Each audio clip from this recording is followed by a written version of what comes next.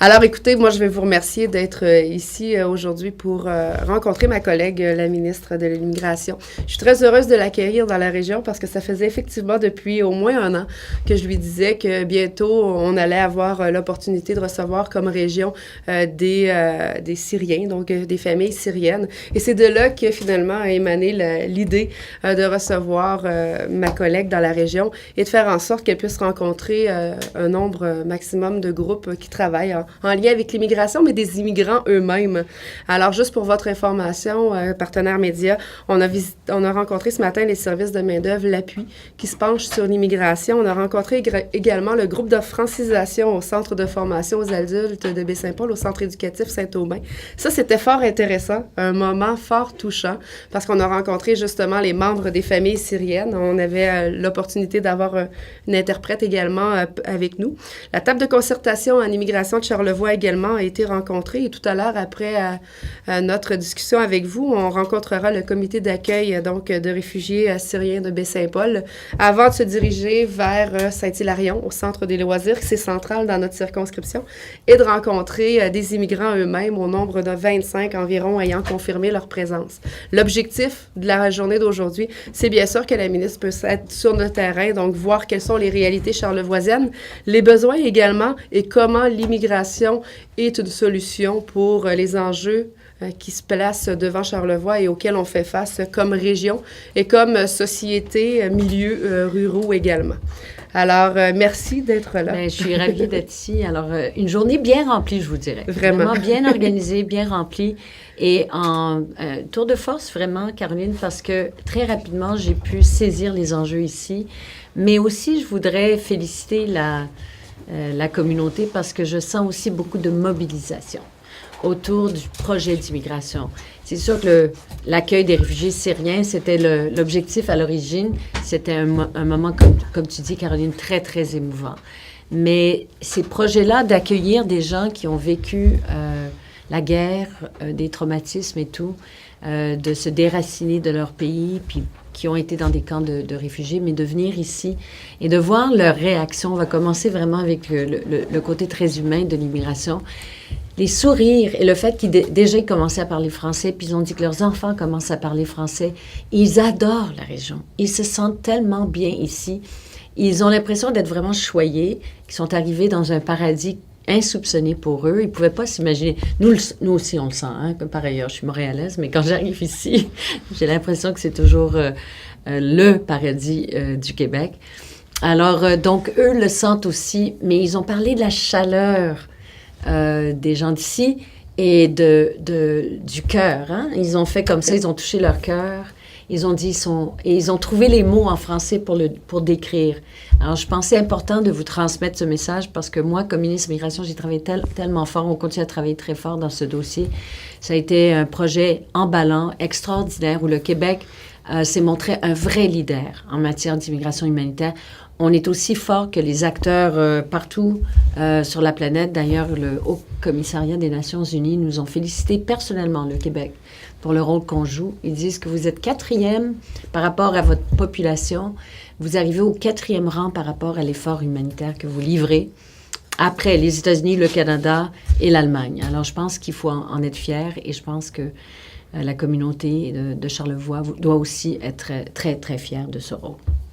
Par ailleurs, on est arrivé sur l'immigration économique, le défi démographique qui frappe un peu partout, toutes les régions. Et évidemment, il y a l'aspect attraction et l'aspect rétention. Il y a la voie permanente, il y a la voie temporaire. Donc, on a parlé de toutes ces possibilités et comment mon ministère, avec évidemment le ministère de l'Emploi, on puisse travailler vraiment main dans la main pour répondre de façon plus précise, être vraiment à l'écoute pour répondre à ces besoins de pénurie. C'est pas facile, le mouvement des peuples, des personnes et d'essayer de capter ces talents dont on a besoin. Les systèmes d'immigration sont bureaucratiques, je le dis ouvertement, là, mais c'est normal. C'est des gens qui arrivent dans un pays, c'est une responsabilité partagée, fédérale et provinciale, mais on est capable ensemble de trouver les solutions pour répondre aux besoins de main-d'œuvre ici. L'immigration est une réponse. Ça fait partie de la réponse, mais c'est un élément de la réponse. Alors, c'est 1,4 million d'emplois qui devront être comblés d'ici 2021. Et à peu près, on dit 20, je pense que c'est 2024 et 21% qui sera comblé par l'immigration. Alors ça, c'est vrai pour tout le Québec. C'est sûr que c'est variable par région, mais d'après les conversations, les présentations qu'on a eues, c'est vrai ici aussi. Mais le défi, c'est l'économie saisonnière. Donc, il fait que la rétention est plus difficile. Et comme média, vous avez déjà entendu parler du fait que, par exemple, on recherche soit des boulangers, des chefs dans la région ou vraiment des gens qui correspondent à des profils bien spécifiques en lien avec le fait qu'on est une région touristique. Alors, on a parlé de ça également ce matin, de quels sont les créneaux où on peut avoir davantage de besoins. Et on a fait le lien également avec le groupe tactique d'intervention économique parce qu'on en a fait le lancement tout récemment. C'est sûr qu'il reste à structurer davantage les sous-comités. Mais parmi les sous-comités ayant déjà été identifiés, il y a le sous-comité attractivité, donc, et justement main-d'œuvre. Et on avait discuté aussi de la possibilité de considérer l'immigration comme étant une solution à nos enjeux régionaux. Et nous avons aussi discuté donc de cette même possibilité que de créer un nouveau sous-comité. On le proposera bien sûr au ministère de l'Économie qui s'occupe de la mise en place du groupe d'intervention tactique économique, mais également de la coordination et on verra voir qu'est-ce qui va s'en suivre. Mais on a effectivement beaucoup de pistes aujourd'hui et surtout des gens intéressés à s'impliquer au niveau de l'immigration. Les partenaires que l'on a rencontrés ont donné leur carte d'affaires à la ministre, ont fait part de leur intérêt à témoigner de leur expérience, mais également à faire en sorte que ce dossier-là y chemine et de le prendre comme étant une priorité au niveau régional également. Et ce qui m'a vraiment rendue, contente aussi, c'est qu'on lance un nouveau programme immigrant entrepreneur, d'ailleurs, cet automne. Et il y aura deux voies, la voie repreneuriat et la voie innovation. Et ce matin, à deux reprises, les acteurs du milieu ont parlé de ce problème de relève. Donc, des entreprises qui ont besoin de relève et il n'y a pas de relève ici. Alors ça, c'est une voie très intéressante. Donc, nous, on est en train de développer ce programme avec le ministère du Développement économique, comment mieux accompagner notamment ces entrepreneurs qui veulent prendre la relève, acheter une entreprise. Le programme qu'on avait besoin d'être revu. Alors moi, je pense que ça a été bien reçu. Mm-hmm. Donc, quand on fera l'annonce, ce serait de voir comment on peut accompagner le milieu pour accueillir des gens ici qui seraient prêts à prendre la relève d'entreprises qui n'ont pas de succession. D'ailleurs, vous nous posiez des questions ce matin concernant le G7, l'avenue du G7 dans Charlevoix. Alors, on a aussi eu des gens qui nous ont soulevé leurs préoccupations quant aux besoins de main-d'œuvre, mais également durant l'événement, mais par la suite également. Et c'est une discussion que l'on a eue et on aura certainement d'autres discussions qui s'en suivront sur cet événement-là qui s'en vient chez nous d'importance et pour lequel on devra être prêt. Évidemment, on ne pourra pas combler nécessairement tous les besoins de main-d'œuvre immédiate pour entourant l'événement là, avec les gens de la région. Alors, on a parlé peut-être d'un accompagnement particulier en lien avec cet événement-là. Mais tout reste à définir parce que là, on vous parle et puis on est encore... Attaché de ça avec les membres du comité, c'est ça. C'est vraiment tout ce qui est ressources humaines. Emploi Québec, mais l'immigration peut aussi apporter une partie de la solution temporaire. Donc, il y a différents paliers de gouvernement là-dedans, mais le ministère de l'Immigration a beaucoup l'habitude de travailler là-dedans, puis de voir comment on pourrait faciliter l'accès à ces ressources. On a également parlé des étudiants étrangers, oui. Des étudiants internationaux. Oui. C'est ça. Il y en a dans la région. Il y a une nouvelle politique d'attraction des étudiants étrangers que ma collègue Hélène David travaille. Et nous, dans notre grande réforme en immigration, on souhaite que 40% de nos immigrants permanents viennent de la voie temporaire, donc des travailleurs temporaires, mais aussi des étudiants internationaux. Donc, on ne se gêne plus pour dire aux étudiants internationaux, c'est vraiment la grande différence, là, ces dernières années. Avant, les gens étaient un peu réservés pour vendre l'immigration aux étudiants internationaux, mais tous les pays se les arrachent. Il y a une compétition assez féroce pour attirer les étudiants étrangers chez nous, mais ensuite de les amener vers l'immigration permanente.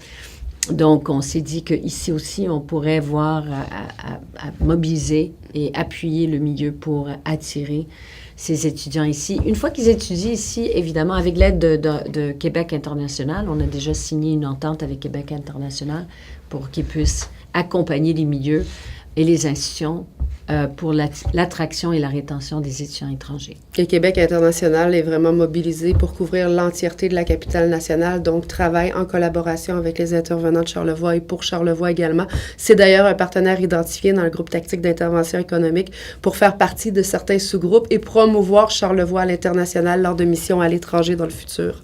Donc, avec Investissement Québec, bien sûr. Et étonnamment, il y a des étudiants internationaux dans Charlevoix. Nous n'en avons pas beaucoup, mais nous en avons quand même qui sont dans différents secteurs et différents établissements également. Alors, quand on a fait le court recensement récemment, on était bien heureux de voir mais je vous le dirais, il y a une autre perspective intéressante, c'est que on a signé 4 ententes, Montréal International, Québec International, ID Trois-Rivières et Sherbrooke et Northwest. Une partie de leur mandat, oui, c'est de faire connaître ce programme, mais c'est aussi de les amener vers l'emploi. Donc, de faire la présentation entre les entreprises qui ont besoin d'employés et les étudiants qui ont besoin d'emploi quand ils vont sortir de l'université.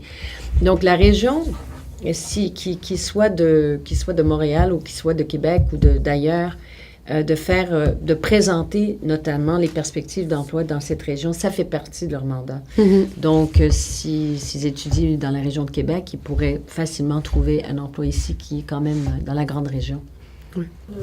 Ça me dérange pas, mais j'en ai peut-être une pour Mme Bale. Comment on fait pour attirer, selon vous, ce que vous avez vu avec vos rencontres au courant de la journée, des gens ici dans Charlevoix, outre la beauté? L'aspect de l'emploi est tout le temps très important. Puis c'est la clé. C'est tout le temps ça la clé, mais évidemment, les grands centres, puis là même, je dirais, les plus petits grands centres comme Québec, Trois-Rivières, même la Côte de Beaupré, jusqu'à un certain point, c'est peut-être un attrait plus grand pour l'immigration. Bon, là, on a mené les réfugiés syriens, je pense que c'est un dossier à part, là, mais comment on fait pour attirer des travailleurs immigrés qui veulent rester ici? Là? C'est ça, c'est un défi, évidemment. Donc, comme vous le dites, ça passe par l'emploi. Alors, on amène une grande réforme en immigration. Actuellement, le système, c'est le premier arrivé, premier servi. Les gens sont sélectionnés. La plupart passent par Montréal. Et 70% s'installent à Montréal. Il y en a qui, ils vont passer peut-être par des universités dans d'autres régions où ils ont trouvé un emploi, ils sont arrivés comme travailleurs temporaires, mais c'est ce défi. Alors ensuite, il y a des missions de différentes régions. Ils vont à Montréal pour essayer d'attirer les gens. Le succès est mitigé parce que une fois qu'ils ont été à Montréal, leur port d'attache, c'est Montréal. Des fois, ça marche. Alors, le système change. Alors, l'idée, c'est d'avoir des portraits régionalisés des besoins. Alors, ça, c'est une nouveauté. Emploi Québec aura des portraits régionalisés. La sélection, il y a une présélection qui va se faire. Et les gens qui ont un profil intéressant, qui répondent aux besoins du marché du travail régionalisé, seront invités à déposer leur candidature. Et c'est là qu'on pourra faire le maillage entre le candidat et l'emploi qui l'attend. Donc déjà, ça rend les perspectives pour une région comme ici plus intéressantes parce que les besoins auront été identifiés. Donc ce travail-là de terrain, ça c'est très macro. C'est le nouveau système, comment il devra fonctionner. Il sera en fonction à partir de 2018. Pour le reste, c'est, je vous dirais, beaucoup par les travailleurs temporaires et les étudiants étrangers. Les meilleures réussites, c'est ceux qui ont eu l'expérience de la région avant de prendre la décision de rester. Donc, c'est des étudiants ou des travailleurs temporaires. On a beaucoup parlé de ça avec, d'ailleurs, des gens qui s'y connaissent bien ce matin. C'était le Carrefour Jeunesse Emploi. Oui. Ils ont beaucoup d'expérience en la matière, puis ils ont bien compris que la voie temporaire est vraiment intéressante. Et c'est pour ça que nous, on se donne comme objectif que 40% de notre immigration permanente économique qualifiée soit issue de la voie temporaire. Parce que c'est des gens qui sont installés dans la région, sont enracinés, aiment la région où ils sont. Ils ont déjà développé des relations avec les gens. C'est tout ça. L'autre élément de la rétention, c'est le milieu de vie. Le milieu de vie, et on a des programmes pour appuyer les milieux de vie. Parce que, comme on dit souvent, ça prend un village pour élever un enfant, mais ça prend un village pour assurer la rétention. Et ça prend l'engagement un peu de tous et chacun. Le milieu institutionnel, le milieu communautaire, le palier des élus aussi. Donc, les villes, les MRC qui jouent un rôle pour dire on vous veut, on a besoin d'immigration, la qualité de vie ici, elle est belle, elle est bonne. Et là, on le voit, il y a des exemples ailleurs au Canada où des milieux se sont vraiment mobilisés. Pensez Manitoba. Le Manitoba avait beaucoup de problèmes à attirer des immigrants. À une époque, ils ont développé une nouvelle approche. C'est un peu comme ce que vivent nos régions. C'est sûr que Montréal et le Québec a beaucoup d'immigration, mais les régions font un peu face à ce défi. Donc, on a des programmes pour les appuyer dans ce défi qui est l'attraction et rétention en même temps. Alors, il y a plusieurs stratégies. C'est pas facile, je dis, c'est un défi. Il faut que l'emploi soit là. Il faut que les perspectives d'emploi soient intéressantes. Une fois que l'emploi est au rendez-vous, il faut que le milieu de vie soit intéressant aussi. Donc, les gens se sentent bien accueillis, bien intégrés. Et les écoles, je vous dirais, c'est les modèles d'intégration. Ça commence beaucoup de gens déménagent dans une région parce que les perspectives sont intéressantes pour les enfants. Et les écoles et les cégeps, je vous dirais, c'est beaucoup des institutions qui jouent un rôle important dans ce sens-là. Oui, que bon, l'expérience en positif. Si on en trouvait qui ont le profil d'emploi qu'on recherche, c'est qu'il pourrait avoir bientôt une nouvelle famille qui viendrait ici dans Charlevoix. L'immigration humanitaire, c'est jamais collé sur les perspectives d'emploi, donc parce que c'est humanitaire, c'est selon d'autres principes. Mais c'est sûr que, premièrement, le parrainage va reprendre après la fin de 2017, donc début 2018. Donc, si l'expérience est intéressante, je comprends que vous attendez une autre famille, par ailleurs, déjà. Mais l'expérience, d'après ce que je peux voir, c'est vraiment très intéressant. C'est une réussite. Donc, les groupes ici pourront éventuellement décider de parrainer d'autres. Moi, je pense que c'est une voie d'avenir intéressante. Dans ces groupes de parrainage, il y a 2 groupes. Il y en a qui sont moins scolarisés, d'autres qui sont plus scolarisés. Les statistiques qu'on a, c'est que ceux qui sont parrainés ont tendance à être plus scolarisés. Donc, c'est des gens qui ont des capacités, un niveau d'éducation intéressant. Mais de toute façon, on a besoin des 2 niveaux. On a besoin aussi des gens qui sont prêts à travailler de façon plus manuelle ou dans des métiers. Alors donc, les 2 profils peuvent être très, très intéressants. Et dans toutes les études longitudinales du ministère de l'Immigration, les réfugiés se placent toujours bien en emploi. Et c'est des gens, comme d'autres immigrants, l'aide sociale, c'est un coup de pouce, mais après, une fois qu'ils sont plus à l'aide sociale, ils ne reviennent jamais parce qu'ils veulent travailler. Donc, c'est très intéressant comme main-d'œuvre éventuelle. Le premier défi, c'est la langue. Donc, c'est pour ça qu'ils sont inscrits dans un cours à temps plein. J'étais contente et déjà, ils étaient capables de communiquer avec nous un peu en français. Donc, s'ils continuent leur francisation, ils pourront déjà commencer à travailler.